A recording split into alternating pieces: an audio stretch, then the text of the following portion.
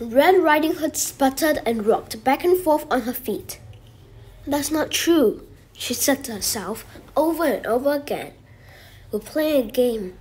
I have to find her so my family can be together again. She's just hiding, playing a game." "Oh, you poor thing," the Queen said. "You're so confused." "That's what they said," the little girl agreed as her face darkened. "I'm confused. They said I had imagination." The Jabberwocky leaned down to the little girl and licked her face with his long, disgusting tongue, causing her to giggle. "Oh, Kitty, are you bored? Do you want to play? I bet this lady would like to play with you." The Jabberwocky gnashed its teeth enthusiastically and turned to Mrs. Hart. It reached over and snatched her off the ground in one of its huge talented hands. She screamed and begged for help. "Do something," Sabrina whispered to her uncle. She didn't like the Queen of Hearts, not even a little, but she didn't want her to die either. Uncle Jake rolled his eyes and sighed. "Fine," he grumbled. He sprang to his feet and pointed a threatening finger at the brute. "Hey, ugly, put her down." "You know where my grandmother is. You know where the dog is, too, don't you?" Red Riding Hood said. "Yes, yes," the Queen cried as she struggled to free herself. "He's the one you want, not me. There's no need to kill me." The Jabberwocky gnashed its fangs and dropped the Queen of Hearts. It stomped across the room toward the grooms, tossing tables and chairs out of its way. "Uncle Jake, it's coming," Sabrina cried impatiently. "Walking on a kid," Uncle Jake said. He searched his many pockets for something that he could use against the monster. Pennies, buttons, half a candy bar, and dozens of trinkets and necklaces were tossed aside. "I have just a thing in here. Where on earth did I put it?" But whatever he was searching for, he didn't find. The monster backhanded him so hard, he crashed through the men's room door. The Jabberwocky beat on its chest and flapped its leathery wings. It shrieked and spit, and then chaos ensued. The monster stomped its colossal foot down the floor, causing a shockwave that rolled through the diner. Chairs flew through the ceiling and walls and exploded into the dessert case right above the still unconscious Nottingham. Several cups of butterscotch pudding tipped over and dribbled down onto his head. Sabrina scrambled across the room toward her wand. Just as she snatched it, the Jabberwocky leaped forward and set a heavy paw on Sabrina's chest, pinning her arms at her sides. She couldn't move an inch.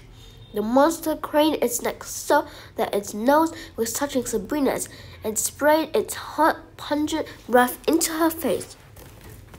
"I want my grandmother and my doggie," Red Riding Hood said as she crossed the room and stood over Sabrina. "And I want them right now."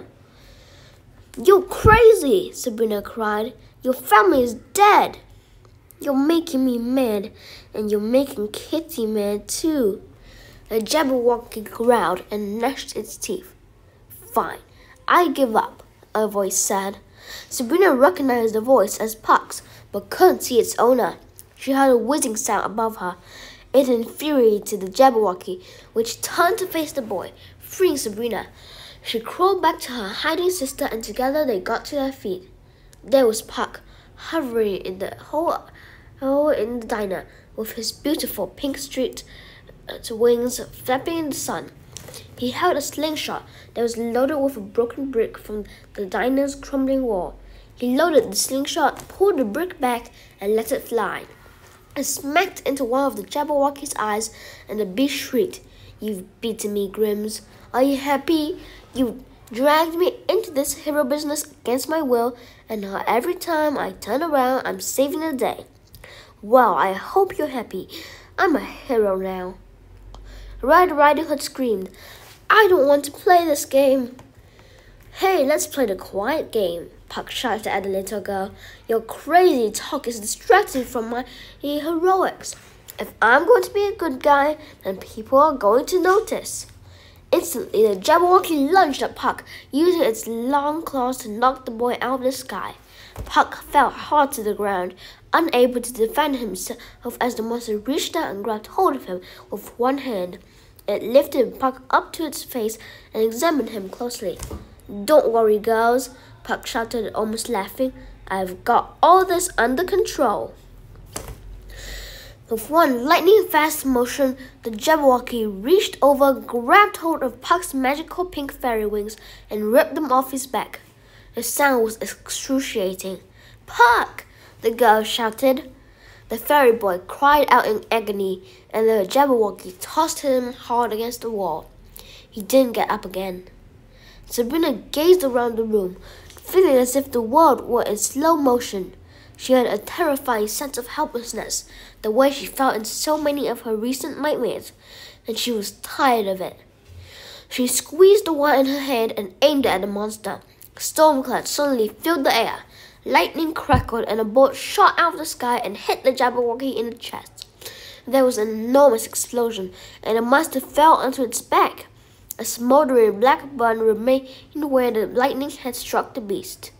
An electrifying sensation raced through Sabrina. She felt like she had plugged into a light socket and replaced her blood with its current. She could have sworn at that moment that her eyes were on fire and she was 100 feet tall. The amount of raw energy she had at her disposal was incredible. She was shocked when the Jabberwocky stirred and crawled to its feet. "You want some more? Fine," she shouted. Another lightning blast caught the monster on the top of its head.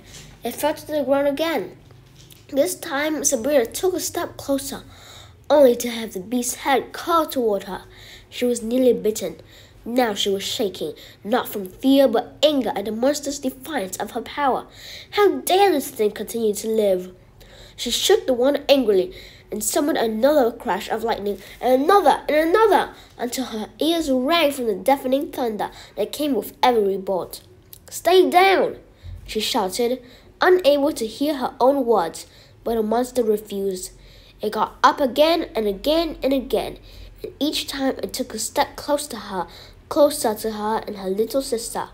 Finally, the smoking hulk had backed them into a corner, covered in wounds and burns, and shrieked into Sabrina's face. She turned to her sister and slipped her hand into Daphne's. Just then, much to Sabrina's disbelief, the Jabberwocky was lifted off its feet and slammed to the ground. The impact sent the girls tumbling over each other.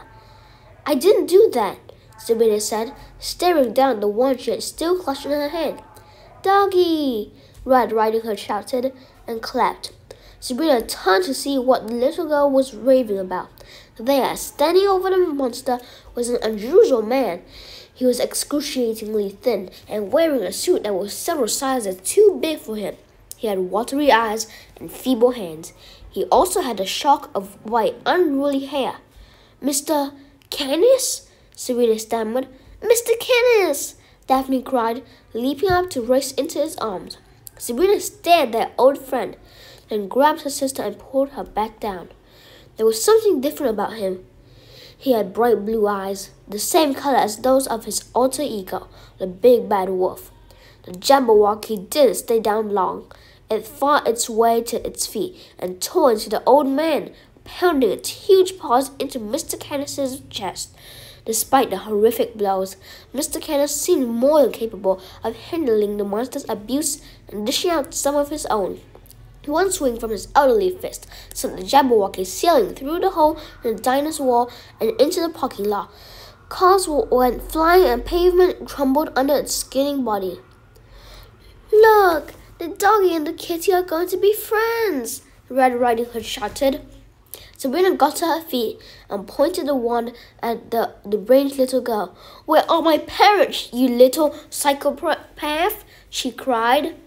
The little girl snarled like a wild animal and lunged to scratch Sabrina across the face. "They're my parents," she raged.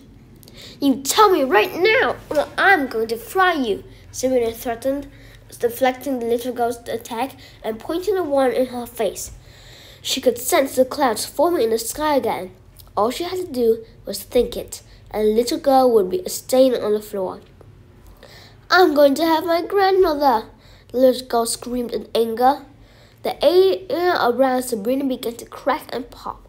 She knew she was about to unleash the lightning on the little girl and felt she had a right to do it. You are asking for it? Suddenly, the wand was knocked out of Sabrina's hand. She turned and saw Daphne standing next to her. Sabrina, no! Tell my grandmother I'm coming, Red Riding Hood shouted. She lifted her hand and the ring on her finger cast a crimson light on the room. A moment later, both she and the old Jabberwocky disappeared into thin air. How could you, Daphne? She's got Mom and Dad. Puck needs some help, Daphne shouted. The two girls rushed to the fallen fairy's side, but Mr. Kenneth was already lifting him into his arms.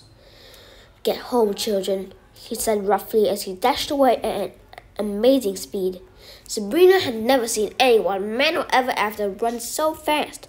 Before the girls knew it, Kenneth and Puck were gone. Uncle Jake, Daphne said, turning and racing to find their uncle. When they did, he was still unconscious.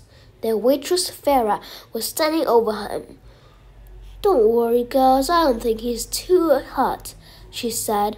She tossed a glass of water into Jake's face and he quickly opened his eyes. We get a lot of drunks in here around 2 a.m. This works every time. Uncle Jake shook his head and looked around. What did I miss? Let's just put it this way, Farah said.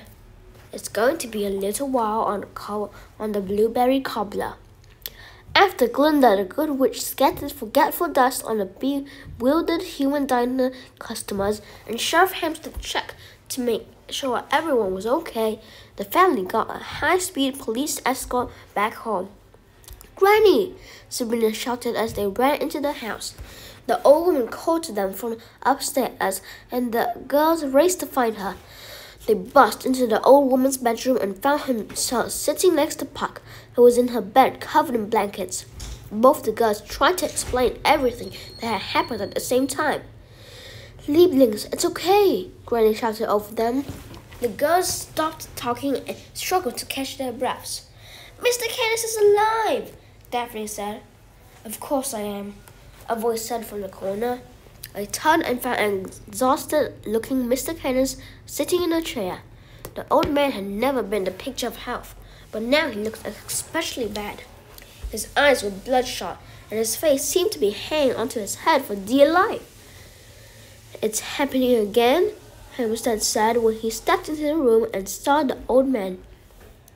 No, it is different this time, Mr. Kenneth said as his blue eyes flashed in the dark room. He pulled himself to his feet and leaned against the wall. The explosion changed some things in unexpected ways. I have access to the wolf's abilities, but my control over him is fading. I'm also having some difficulties completing the change to my human form. He turned slightly to show the bushy brown tail sticking out the back of his trousers. Sabrina turned to her grandmother. Did you know he was still alive? Granny Rhoda nodded. Yes. You lied to us. Because I asked her to, Kenneth said. I wanted to save you from having to mourn my death twice. I don't understand, Daphne said. He means he was going to kill himself, Sabrina said. Why? Because I would rather die than let the wolf loose again. Every one of his victims lives inside my mind. I hear them beg for mercy and never came. I see the terror in their faces as they died. I would never let him free again. His crimes are still destroying lives, including your own. You've seen today the repercussions of his violence. You drove Little Red Riding Hood insane, Sabrina said. I took her family from her, Mr. Kenneth whispered. The old man hung his tired head. Sheriff. That seems to be the end of this video. I'll send more later.